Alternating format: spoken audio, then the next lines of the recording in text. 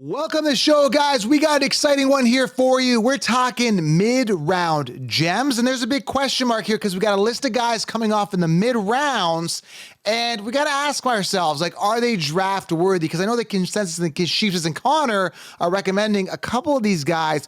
I'm not so high on them. On the show, we've got the special and wonderful Gwen. What's going on, Gwen? Welcome to the show. Oh, thank you. I'm excited and I'm super pumped because I just had a follower that I found from being on the show. She sent me some bracelets. One of them says Go Birds and the other says Football Barbie. She made them. She's in Philly. Her name's Tori. So I'm going to give her a shout out. Thanks so Shout out to much, Tori. Tori, for these amazing bracelets. My big question is, where's my bracelet and where's Connor's bracelet? She actually made these bracelets. She made a bracelet for Shaq when he came to Philly to perform, and he Okay. wore it on stage during his performance. So I feel pretty Shaquille cool that O'Neal. So what makes Shaq the and I bracelet? have bracelets from the same woman. What makes it so unique? Just your name on it? So it says, so one of them, I don't know if you guys can see, Here, one zoom of in them on says here. Go Birds there. I And then see the it now. other one says Football Barbie. And then she put little footballs in here. So like for I like it. Shaq's, I know that she put in basketballs and stuff too. So I like it. yeah, Uh, very cool and special. So Well, thank you, Tori. thank you, Tori. All right, so this show we're talking mid-round gems, and we're going to keep giving you amazing content actually going to help you win your leagues. I'm all about that, but a lot of people are like questioning Connor. So there's a lot of people for Connor, and if you don't know who Connor is, he is the Conchiefs. The reason I created Connor, or the reason Connor's here, is because I want to convey to everybody that the mainstream is lying to you. They're cookie cutter, they're plain Jane. So I created Connor to do that, but now he's kind of developed into his own character. So you will be getting segments with Connor. I think he's ultra, interactive, entertaining, and he's a lot of fun. So we're gonna keep him on the show. He stays. Connor stays. Gwen, I don't care. What do you think of Connor? Yeah, I'm not the biggest fan of Connor, and I know a lot of people that are not. But I do know you mentioned previously that you have some people that watch the show that they listen to it with their children, their sons or daughters, and that Yeah. they really get a kick out of it. So I think from that aspect of getting the younger generation involved with football and learning about fantasy, I think it's good from that perspective for sure. But I'm not the biggest fan of We'll puppets. just do a couple cameos with him each episode. Now, if you guys don't know, we will get to our content, but it is Gwen's birthday weekend this weekend. I don't know if you guys know this. Gwen, it's your birthday weekend. So Connor is dressed up for you. So this is going to be his segment. Now, I know you guys had a falling out last episode, but he's back and we got a segment with Connor here. So I'm just going to get him ready here. And he's even got a birthday song for you before we start this. So there he is. Oh And gosh. Connor, welcome to the show. Hi, everybody, it's me. And I know we had a falling out, but I got a quick song, and then we can get to the show. So here it is. It's for you, and let's go. Raise a glass, you've made it another year. Happy birthday. Happy birthday. Aw. Have a laugh, crack a smile, even shed a tear. Because it's your birthday. Pop the cork, pour the flute. There we make go. a We got wish, Connor and dancing on don't stage. forget to count the candles. Now we celebrate with cheers. Raise your glass to another year. So there you go. Are we friends now? Okay, actually that was really sweet. So thank you, Connor. We can be friends again. All right, I'm glad you guys made up here. Now we can get to this show. That's not for Connor for today, and that's the only tiara we had because it was my daughter's tiara. We had no birthday hat, so we got that out of the way. So I'm glad you guys are made up. All right, let's talk about the mid-round gems here. Enough birthday celebrations. Let's talk about the first player. Let's dive right into it. Okay. This guy is great value. His name is Jeudy. Why don't we dive in? Mid-round gem. Are you drafting him or not? I'm leaning towards yes. It's a maybe yes. I think that he has untapped potential, and I Right. think if Russ has like a half decent season, he could be a good find. He ended the year strong last year, which I liked. He averaged over 75 yards a game over the final 9 with 4 touchdowns. Right. A healthy Cortland Sutton is a concern into touches, so I'm not completely sold on him. But if he's hanging around and falling down your draft board, I think he's worth a flyer. Yeah, I mean, Jerry Jeudy, good value around 5th, 6th round, depending on your league and how many people are in it. And getting one of those guys kind of like years to wow us, we're not wowed, had the injury bug early on. Last year, Russell Wilson didn't really get to full speed. Now with a year under the belt with Russell Wilson, who is in a situation where he's got to do it. This is the year. This is the make or break year for Jerry Jeudy. I think he's a gem. I'm going to go ahead and say he's a gem here. I'm going to give him the magical twinkle.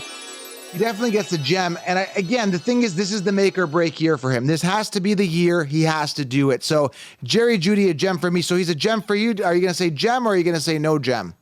I'm going to say gem. It's also funny that we're doing gems because that's actually my initials is gem. Oh, okay. Yeah, I'm gem. the real gem, actually. What's your middle name? Eve. Eve. Okay. So Gwendolyn Eve. Yeah. Gwendolyn Eve. Sounds like something from a Disney movie or something. Yeah, I get that a lot. That's so funny. All right. The next player, is he a mid-round gem? Let's dive into it. The guy I'm talking about is Drake London.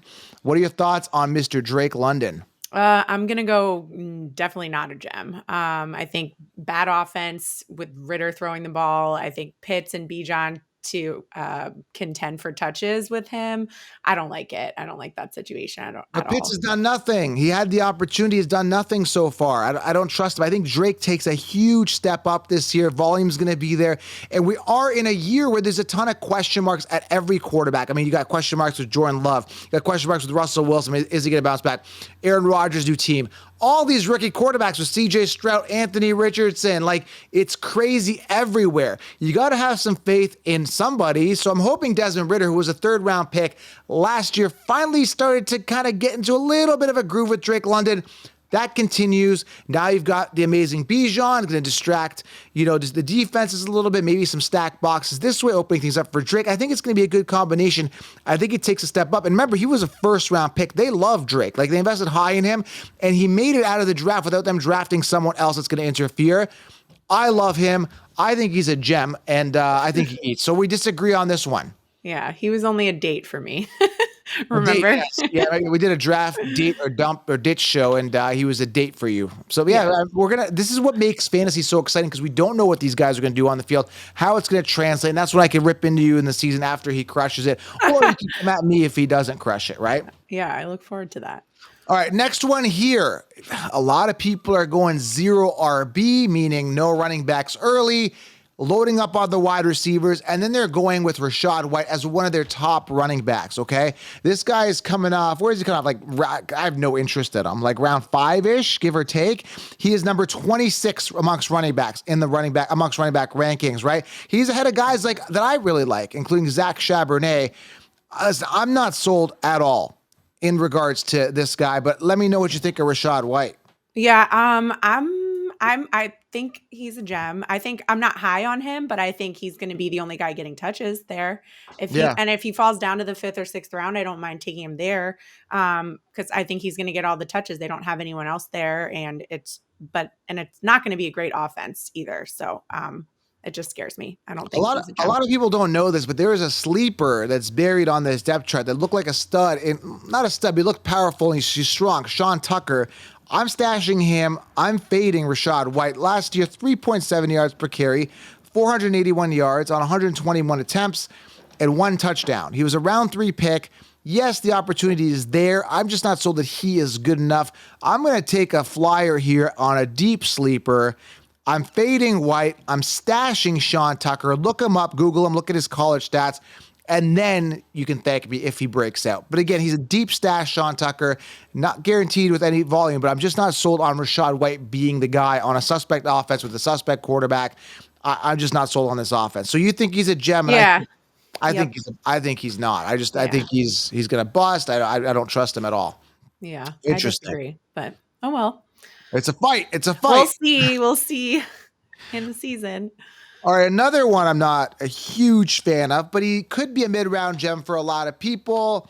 Jahan Dotson, number 36 amongst wide receivers on the rankings, which I think is very high. He's got Sam throwing to him, Sam Howell, which I don't really trust at all. What are your thoughts on Jahan Dotson? Yeah, I think he's going to be a gem. I think when he's healthy, he had a nose for big plays. I think he made some really special plays, and I think we're just seeing the beginning of his potential. Right. I see him as having a really big breakout year after totaling 7 touchdowns in his rookie campaign in only 12 games. So I think he's a gem.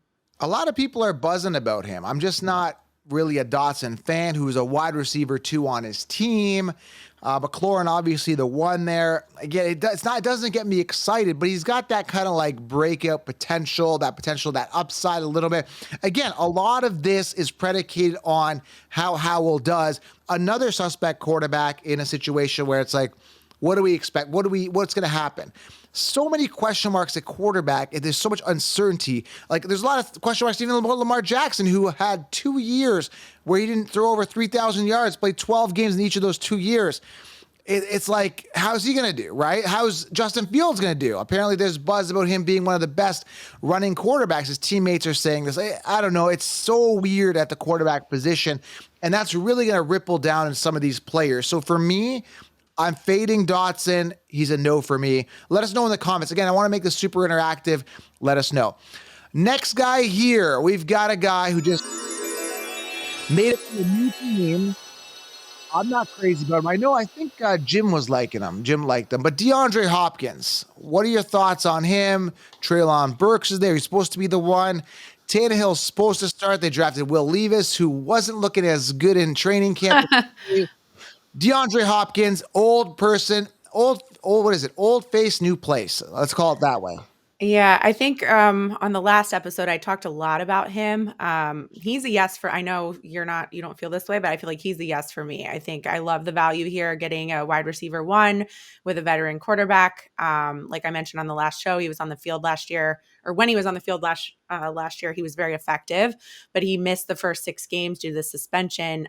In the 9 games that he was able to play last year, he was elite. He was his normal self and averaged over 80 yards a game, and he was a target hog. I think he's joining this team while he's still seemingly in his prime, and I think this could be a wait and see situation for me, or taking him if he drops into the 6th round, and I already have 2 receivers I trust. So yeah, the thing with me with wide receivers that have kind of fallen off the past couple of years, I know a situation, volume, injuries at quarterback, this and that. It's very unlikely at their ages they're going to bounce back in a strong way, especially on a run-first team with Derrick Henry there. So coming around for around 5-ish, give or take, right? Depending on how many people are in your league. Hopkins is not a guy that I'm attracted to at all for fantasy, just a big no for me. Maybe someone Connor might like, but for me, I'm going to pass. He's not a gem. But again, let us know. Is he a mid-round gem? Love to get your feedback. I'm going to say no. But a lot of people like him. A lot of other podcasts probably promoting him. Big time, no for me. We got 2 more big ones, guys. Make sure you guys do subscribe. Let us know if you like Connor. I really want to get that feedback. Are you a Connor fan? Are you not? Love to get the feedback. Smash thumbs up. It helps the channel. And make sure you guys grab that 16-round draft solution to smash your leagues. All right, next guy here. It's funny we're talking about Connor. We're talking James Conner, who not last year, but the year before had an inflated fantasy output because he had a lot of touchdowns that year. Last year, not so great. This year, again, RB22. There's other running backs I'd like where he's coming off. James Conner. Again, this guy was on the Steelers years ago, was mediocre there, kind of a backup. Now people are kind of high on him as part of a 0 RB strategy. So again, Gwen, what's happening is people are drafting wide receivers early. So then they're looking for these like mid-round gems, and Conner's one of them. Is he a guy that you may consider? What do you think? Yeah, I think he's maybe leaning towards a yes for me. He's another running back on a bad team, but someone has to get their offensive scoring though. So I think why not Conner? I think he's going to have a modest uptick when Kyler comes back, given how mobile he is compared to McCoy. Conner also always seems to find the end zone. So I don't mind snagging him late, knowing that I'll at least have some boom weeks to do that. So yeah, I like him. Colt McCoy does not excite me at all. If Kyler starts, obviously a little more upside. They don't really have anybody else in that committee. They got Ingram, Corey Clement, like guys that have had years to wow us who are not wowed. They're questionable at wide receiver with Marquise Brown, Rondell Moore. Again, just a weird offense. I'm just not sold on this offense. I'm not excited about this offense. And Connor is just not a guy that I will be targeting. And we're talking James Conner, the running back, not Connor the Sheepsis. Yeah. All right, we got one more here. I'm excited to keep going with the content, so make sure you guys are subscribed. Gwen, a lot of people are fans of you. They're saying no to you, yes to Connor. It's going to be a battle all season long. It's going to be a lot of fun. They're saying yes to me, no to Connor. Yes, yeah, that's what I meant. But the thing is, you got to appreciate the effort today. I mean, he wore a tiara. It said "Happy Birthday, Girl." That was for you, and the tie. It was a nice effort, right? That was a good effort. I do like that. I appreciated it. All right, drop a happy. That doesn't sound very honest and sincere, by the way. He can say that. No, listen, I am very thankful that you/Connor wished me a happy birthday. All right, drop a comment below to wish her a happy birthday as well, guys and girls. Last one here, Diontae Johnson, who again was allergic to the end zone last year. Right, we finally got the sneeze. 0 touchdowns, but Kenny Pickett is integrated. There's a lot of buzz going on that this is the year for the Steelers, and they're going to pick it up since the loss of Big Ben. No longer there. What are your thoughts on Mr. DJ? I would say no in standard, yes in PPR. I know we already talked about him, but Diontae Johnson, he doesn't really do a ton for me. I think I'm more excited about Pickens in his second year than Johnson dinking and dunking underneath and not scoring any touchdowns like he did last year. And given his high level of targets and catches, I do like him in the PPR format, but in standard, I'd probably stay away from him. I love him. I love no, I don't love him. I just think the value is good. And we proved last year that, he was the volume guy. He was the number one guy there with the Steelers. I'm going to take a quick look at the volume distribution here. Now, again, when I look at it, I look at the rapport with Pickett. It was there, and it's going to only get better this year. 147 targets to 84 with Pickens. Now, Pickens obviously a rookie getting integrated. It's going to be different. They also have a lot of options with Najee Harris, Pat Freiermuth. The options are there, but Diontae is a clear number one there. And again, we saw it with the 147 to 84 in regards to target distribution. So that shows me there's a sign that Pickett is going to gravitate towards him. And I know Pickett wasn't there the entire season. I think it started off with Mitch Trubisky. Trubisky, yes. Trubisky. Yeah. No risk it, no biscuit. So, and that was weird. I was like, what are you going to do with Biscuit? Years to wow, so we're not wowed. He came in, I think he was the backup for the Bills. And I'm like, the way I look at it, I was like, if he couldn't start for the Bills, I know Josh Allen has big shoes to fill. Why would you start him? Why would you take someone who's second fiddle? That's just my mentality, right? So when he's starting for them, I'm just like, yuck, not gross. Not going to work, right? And it didn't work. It was disgusting. So that's my thoughts on Diontae. I think he is a gem, definitely. And that wraps it up. Any plans for the birthday this weekend? This weekend I'm going to a big pool party on Sunday for my birthday. It's like a pool party venue in Tampa that's like a Vegas style pool party. So they bring in big name DJs and stuff. So maybe some fans will come out and see you there. Who knows? I mean, some people are messaging me saying, "Hey, it's Gwen's birthday." I'm like, "How'd you know that?" I guess that people are starting to follow your page now. Yeah. It's my birthday Sunday. So I know. I'm pretty excited about it. Well, happy birthday from me and Connor. And we got to do an episode with Jim and Tim and you and Connor and everybody. Yeah, I feel like we should do that too. Everyone's asking for a big mock draft or something like that. Yeah, and I think also people want to know because that reel that I posted yesterday on the Addison, yeah. What's your opinion on that?